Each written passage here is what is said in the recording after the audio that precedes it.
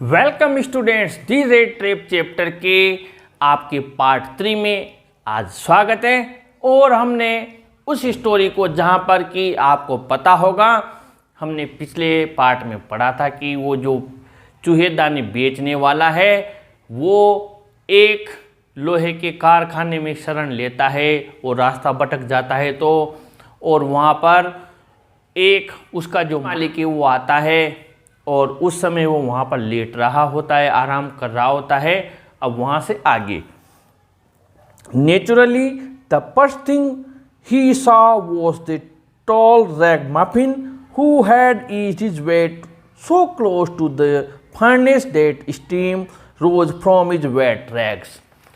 अब जो iron master था, लोहपति था, वो जब एंटर किया उसने तो उसने देखा एक व्यक्ति, यहाँ पर लिखा हुआ है टॉल, लंबा, रैगमफिन यानी फटे हाल, बहुत ज़्यादा गरीब व्यक्ति जिसके कपड़े पूरे फटे हुए हैं, वो फर्नेस यानी भट्टी के पास में हेड ईज्ड हिज वे यानी इतना आराम से लेटा हुआ था भट्टी के पास में।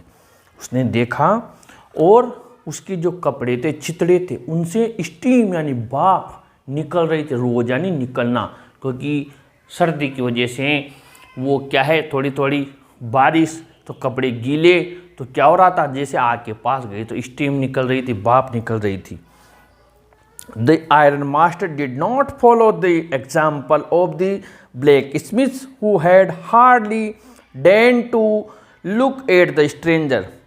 जो लोहपति था उसने उन जो ब्लैक स्मिथ जो वहाँ पर लुहार थे उनका एग्जाम्पल फॉलो नहीं किया, यानी उनका उदाहरण फॉलो नहीं किया, यानी उनके जैसे उसके व्यवहार नहीं किया, जिन्होंने हार्ड यानी मुश्किल से डेंड का मतलब स्वीकार करना, टू लुक देखना स्वीकार किया उसकी तरफ, यानी देखा ही नहीं, और जो स्ट्रेंजर था अजनबी उसकी तरफ। He walked close up to him, वो उसके पास गया, looked him over very carefully, उसको ओवर केयरफुली यानी पूरा ऊपर से नीचे तक पूरा ध्यान से देखा, और उसने सोचा, then tore off his slouch hat, फिर उसने टोर ऑफ यानी उतारा, स्लाउच यानी झुका हुआ, हेट यानी टॉप, अपना झुका हुआ टॉप उतारा, had to get a better view of his face, और बड़े ही ध्यान से देखा ये व्यक्ति कौन हो सकता है, इतनी दुर्दशा में आदमी जाना पहचाना लग रहा है, उसने ऐसा सोचा। That but of course it is you Nils Olof, अरे नील्स ओलोफ ये तुम हो क्या। उसने उसको क्या पुकारा, नील्स ओलोफ, याद रखना उसका नाम नील्स ओलोफ पुकारा। He said how you do look, आप कैसे नजर आ रहे हो, ये कैसी स्थिति में हो नील्स ओलोफ आप। The man with the red traps had never before seen the iron master at Ramsjo and did not even know what his name was. जो रेड ट्रेप्स वाला व्यक्ति था, चूहेदानी वाला व्यक्ति, उसने लोहपति को इस रेम्सजो आयरन वर्क्स में पहले कभी नहीं देखा था, और वो ये भी नहीं जानता था कि इसका नाम क्या है, यानी वो तो उसको जानता नहीं था और वो उसे नाम लेके पुकारा है, हालांकि ये उसका नाम नहीं है, वो इसको गलत समझ रहा है, लेकिन फिर भी वो सोच रहा है ये मुझे कैसे नाम लेके पुकारा है, और क्या ये मुझे जानता है, ये कौन आदमी है, ऐसा उस फेरी वाले ने सोचा। अब उसके बाद में but it occur to him that if the fine gentleman thought he was an old acquaintance he might perhaps throw him a couple of kroner. Therefore he did not want to undeceive him all at once.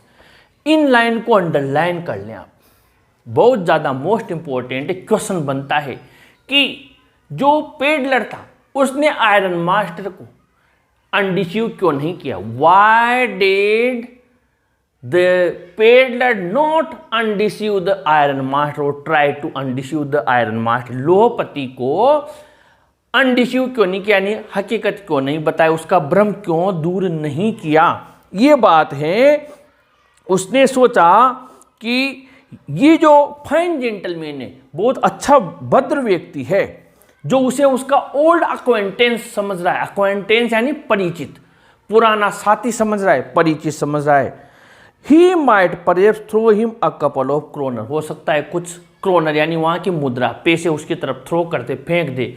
यार मेरा परिचित, मेरा मित्र, मेरा साथी इस दुर्दशा में है, दया करके मुझे भले ये और समझ रहा है, लेकिन उस बहाने ही सही कुछ पैसे मेरी तरफ फेंक देगा तो मैं इसकी गलतफहमी को दूर नहीं करता हूं। ये मुझे जो समझ रहा है समझने दो। ऐसा इस वजह से उसने उसको उसका भ्रम दूर नहीं किया। अब इसके बाद में हम आगे बढ़ते हैं। Yes, God knows things have gone downhill with me, he said. हाँ, भगवान जानता है मेरे साथ में बहुत बुरा हुआ। Things gone downhill का मतलब बहुत बुरा मेरे साथ हुआ। सही कहते हो आप, मेरी दुर्दशा हो गई, मेरे साथ बहुत बुरा हुआ भैया। ऐसा उस फटेहाल उस फेरी वाले ने उससे कहा। किससे? उस आयरन मास्टर से। Yes, you should not have resigned from the regiment, said the iron master. तुम्हें रेजिमेंट से यानी सेना से रिजाइन नहीं करना था, इस्तीफा नहीं देना चाहिए था। लोहपति ने कहा, इसके लिए तुम जिम्मेदार हो। तुमने उस समय सेना से क्यों इस्तीफा दे दिया? That was the mistake. हाँ, वो गलती हो गई। यूं ही मतलब वो है ही नहीं, फिर भी कह रहा है हाँ यार गलती हो गई मुझसे। If only I had still been in the service at the time, it never would have happened. हाँ, अगर मैं वास्तव में नौकरी में होता, सर्विस में होता तो ऐसा मेरे साथ नहीं होता। Well, now of course you will come home with me.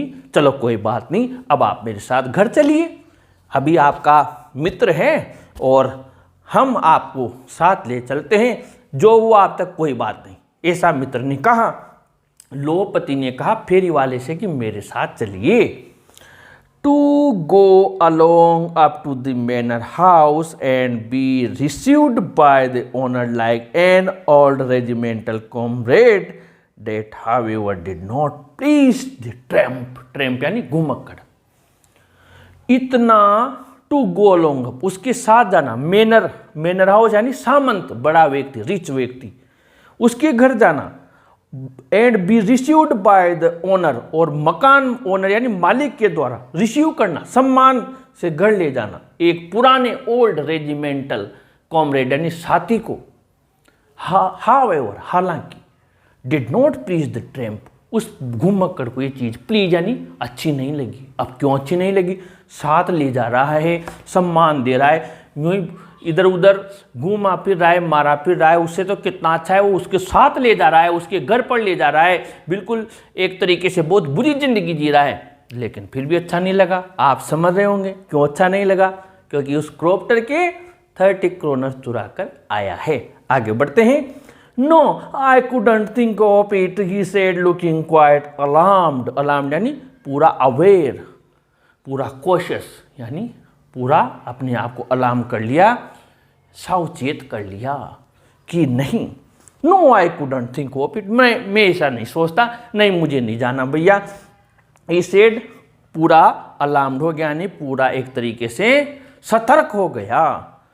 He thought of the 30 kroner, उसे 29 क्रोनर का ध्यान आया, मैं वो पैसे चुरा के आया हूं।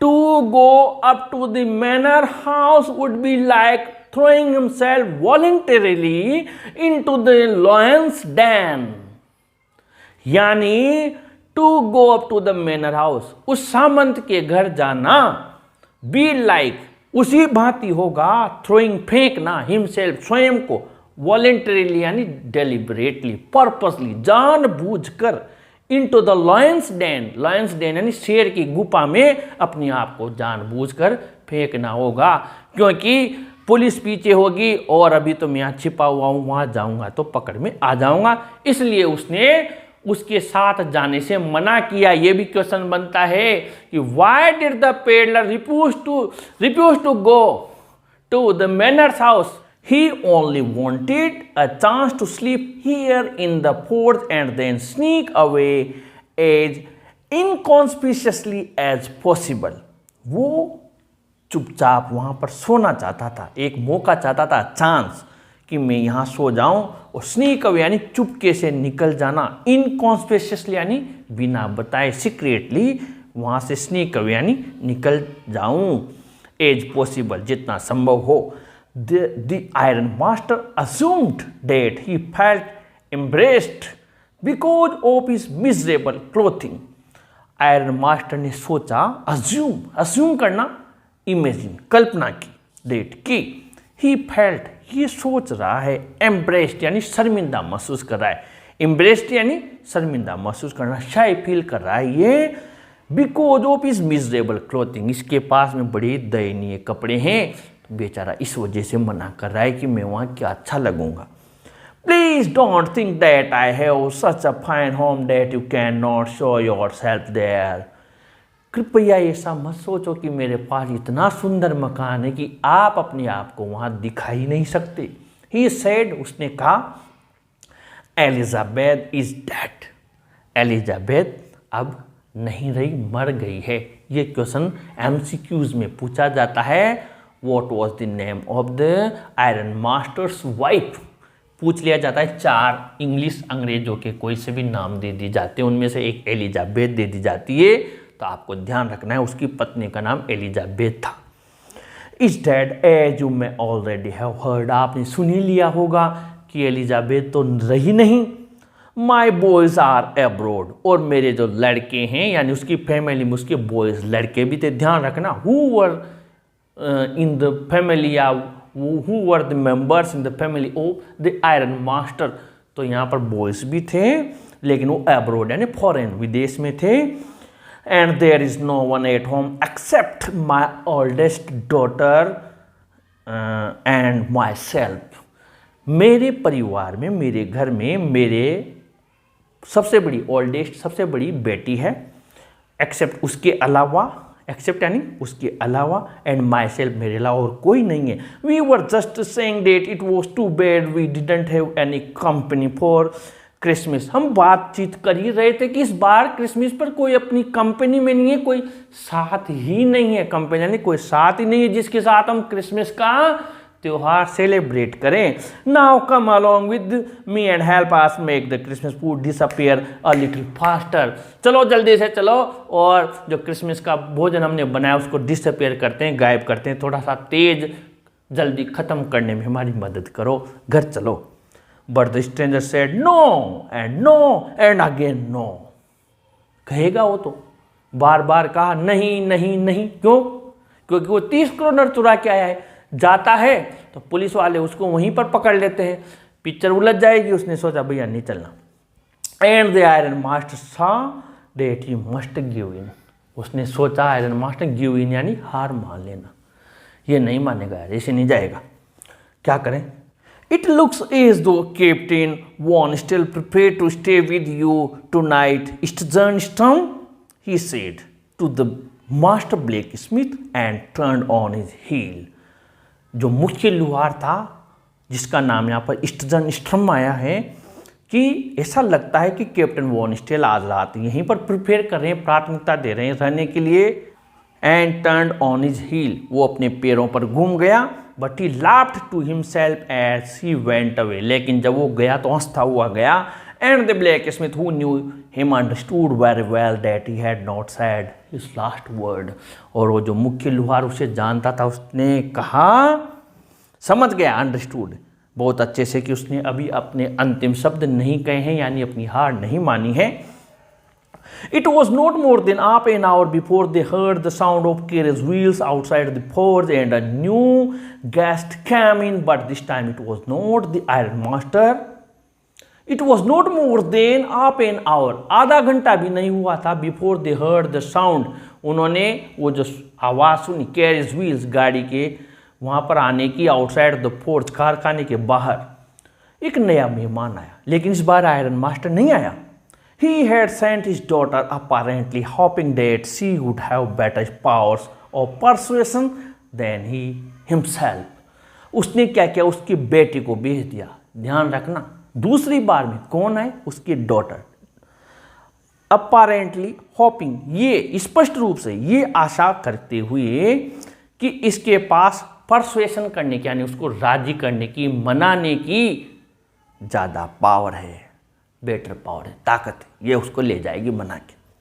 सी entered followed by valet, valet यानी घर का नौकर या उसका नौकर था साथ में, carrying on his arm a big fur coat, ऊनी कोट लेकर साथ में आया था, big fur coat. She was not at all pretty, वो हालांकि इतनी सुंदर नहीं थी, but seemed modest and quite shy, लेकिन बड़ी मॉडेस्ट, पोलाइट थी, विनम्र थी और पूरी शाई यानी शर्मीली थी। In the forge everything was just as it had been earlier in the evening, कारखाने में सब कुछ वैसा ही चल रहा था जैसे शाम को समय चल रहा था। The master blacksmith and his apprentice still set on their bench, मुख्य लोहार उसका अप्रेंटिस शिष्य अभी भी बैठे हुए थे बेंच के ऊपर। And iron and charcoal still glowed in the furnace, और भट्टी में अभी भी लोहा और कोयला अभी भी ग्लो कर रहा था, चमक रहा था। द स्ट्रेंजर अजनबी head stretched himself out on the floor and lay with a piece of pig iron under his head and his hat pulled down on over his eyes.